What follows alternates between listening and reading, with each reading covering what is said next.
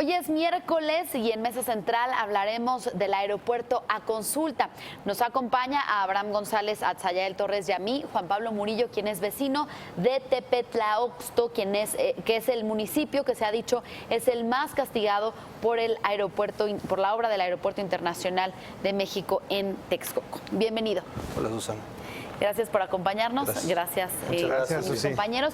Bueno, primero que nada me gustaría explicar dónde se encuentra este municipio exactamente. Tenemos por ahí un mapa y por qué es el más afectado, Juan Pablo.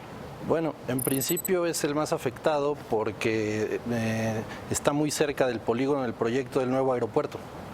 Y esa posición condicionó lo que ha sucedido desde hace 2 años y medio para la implementación del proyecto. Es un municipio colindante con el municipio de Texcoco, en la región nororiente del Estado de México. Ok, pero específicamente, pues, ¿qué afectaciones han tenido ya? Bueno, el municipio de Tepetlaoxto hubo una progresión minera a partir del año 2015, específicamente el mes de noviembre, en el que empezaron a haber aprobaciones de proyectos mineros hasta alcanzar la cifra de más de 60 minas solo en ese municipio, cuando el antecedente era de solo 4 o 5 minas autorizadas antes de esa fecha, más otras afectaciones que también tienen que ver con el proyecto del nuevo aeropuerto. O sea, digamos, estas minas extraen algún tipo de material que es utilizado para el aeropuerto. Es correcto, todo el material. ¿Y no están autorizadas? No, estas minas dotan de material a toda la fase 1 del proyecto aeroportuario, que consiste en el relleno del polígono del proyecto en el lecho del lago de Texcoco. Y a la fecha de hoy ya muchas han sido regularizadas, otras son autorizadas, pero nosotros que seguimos todo el proceso vimos que muchas empezaron trabajando de manera clandestina. En realidad, para nosotros el dato de la autorización es muy relativo cuando ya tenemos esas cantidades mineras que generan una saturación que va contra cualquier precepto en las leyes ambientales vigentes. Entonces, las autorizaciones en realidad pasan a segundo plano cuando se dan de modo indiscriminado, ¿no?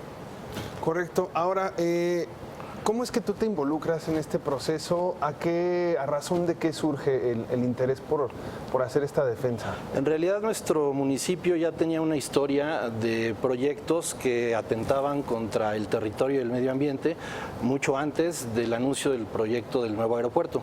Y algunos de los vecinos que hoy estamos involucrados en esta nueva lucha ya teníamos antecedentes de lucha en aquellas otras historias, también de proyectos que de algún modo tienen que ver con lo que hoy está pasando, porque también se relacionaban con los socavones de las minas.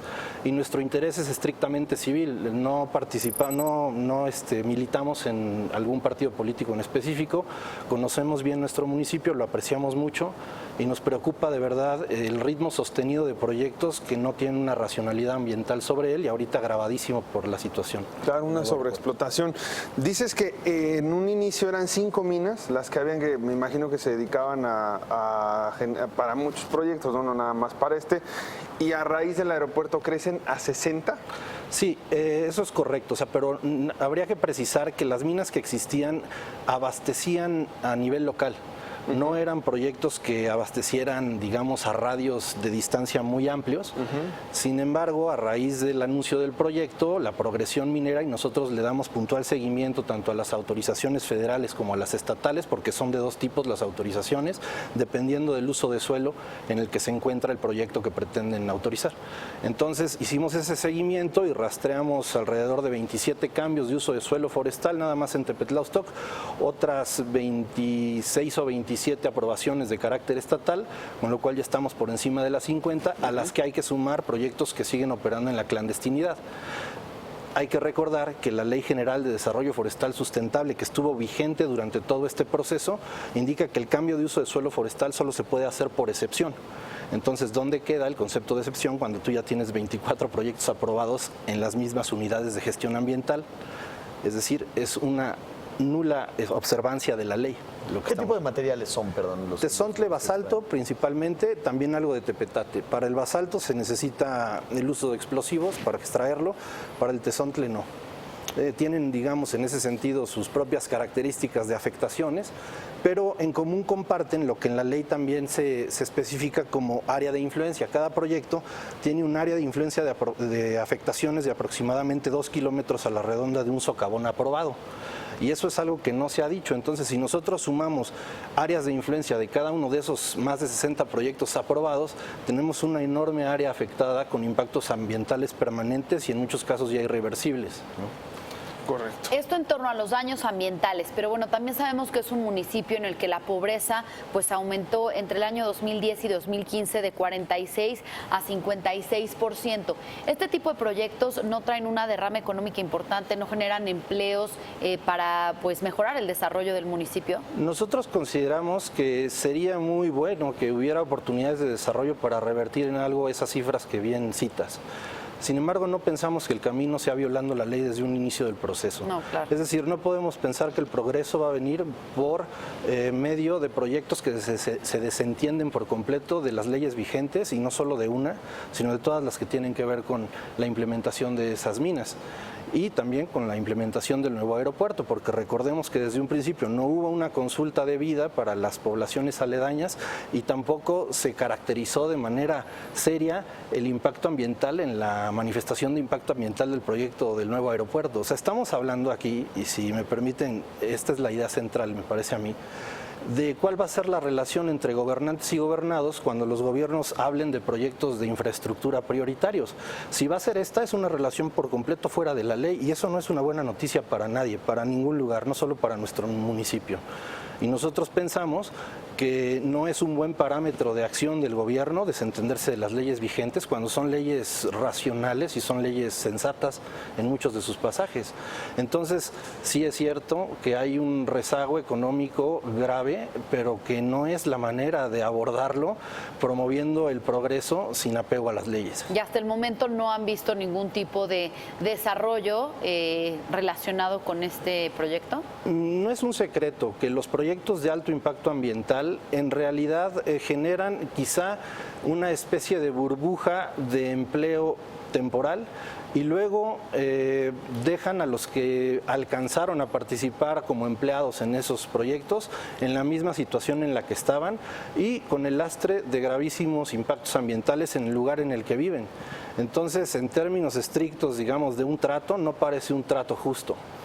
Y eso se ve en muchos casos, no solo en Tepetlaustoc, donde ya tenemos sitios abandonados que por supuesto ya están generando ese impacto, y gente que ha trabajado en los proyectos mineros nos ha platicado pues que se trata de empleos que más bien obedecen a esquemas precarios, ¿no? No hay algo así como un esquema de seguridad social, prestaciones de ley, etcétera, y pues en ese sentido es dudoso el beneficio. Yo no lo niego, pero es dudoso. Ahora, viene un proceso de consulta en donde, en teoría, muchos de los diferentes actores van a tener la oportunidad de exponer todos sus puntos, exponer los estudios que tengan, exponer, por supuesto, las afectaciones directas o indirectas que puedan tener a través de este proyecto.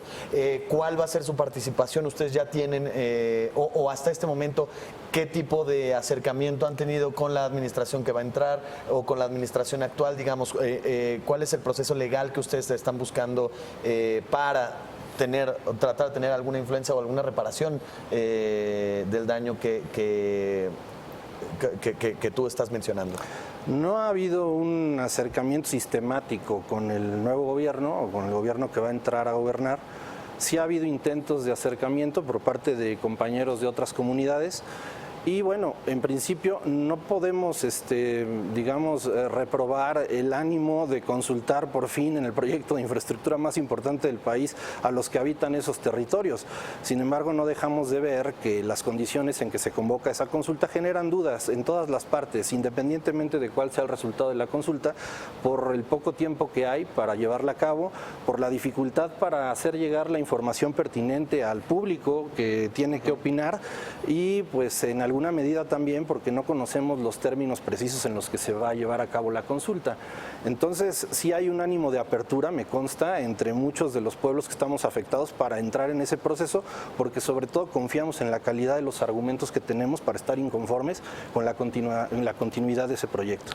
Oye, Juan Pablo, ¿cuáles han sido las empresas que están involucradas en la sobreexplotación de las minas? Son muchas, en realidad son muchas empresas que seguramente ya tenían experiencia en el giro. Tenemos algunos nombres ya en la mente, los pobladores de ahí, pero la dinámica de trabajo de esas empresas las hace muy movibles, o sea, están de pronto en un punto de extracción, se mueven a otro, hacen convenios con otras empresas, en fin, son empresas nacionales en su mayoría, eso sí lo sabemos, ¿no? ¿Pero cómo que hacen convenios entre ellas? ¿Cómo Pues se sí, hace? porque a veces hay préstamos de maquinaria o se pasan información sobre en qué punto se puede seguir una explotación y alguna empresa entra a una segunda fase de explotación donde comenzó alguna otra, en fin, ¿no? Son dinámicas de mucho movimiento de maquinaria y de los operarios de esas máquinas. ¿Son empresas grandes? Pues algunas sí, algunas no tanto, ¿no? Las hay de todo tipo, ¿no? Hay empresas ligadas a consorcios fuertes en México y otras que son empresas más del sector, ¿no? Okay. Y Juan Pablo, regresando al tema de la consulta, precisamente esta semana publicábamos en el financiero Bloomberg pues una encuesta que realiza Alejandro Moreno en la que dice que el 63% de las personas encuestadas respaldan al aeropuerto de Texcoco. 6 de cada 10 rechazan que se haga una consulta ciudadana. ¿Ustedes también están en contra de que se realice esta consulta? En principio no podemos ir en contra de la idea de la consulta como tal. En la implementación de la consulta sí tenemos muchos cuestionamientos que hacer, ¿no? ¿Por qué? Pues por lo que he comentado, ¿no? O sea, no hay un tiempo suficiente para poder hacer llegar la información que creemos se debe de saber y que se debía de saber desde el inicio del proceso. Y en ese sentido, pues es cuestionable en ese aspecto la consulta. Aún así, digamos, de la nada que había antes y de una implementación de 2 años y medio sin información suficiente para un proyecto de esa magnitud, pues no podemos tampoco descalificar de raíz la propuesta de intentar algún mecanismo que haga que la gente se involucre.